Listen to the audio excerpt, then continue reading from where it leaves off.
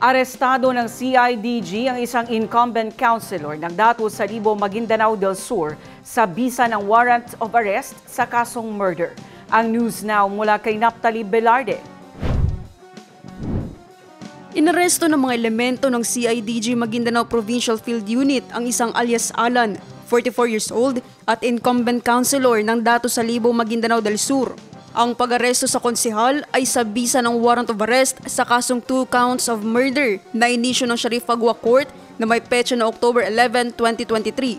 Hinuli ito alas 2 ng hapon araw ng Sabado, October 11 sa Airport Road, Barangay Awang, Dato Dinsinsuat, Maguindanao del Norte. Walang inirekomendang piyansa ang korte sa kaso. Ang konsehal ay kabilang din sa number 7 Regional Most Wanted Person ng PNP Pro Bar. Ayon sa CIDG, ang naaresto ay sangkot umano sa pagpapasabog laban sa grupo ng mga barangay officials na pinangunahan ng isang Dato Manot Silongan na barangay kapitan ng Pendeten, Dato Salibo noong August 16, 2023. Ayon sa report, naglalakad ang mga barangay officials sa sitio Patawali, Barangay Ganta, Sharif Saidona, Maguindanao del Sur nang mangyari ang pagsabog.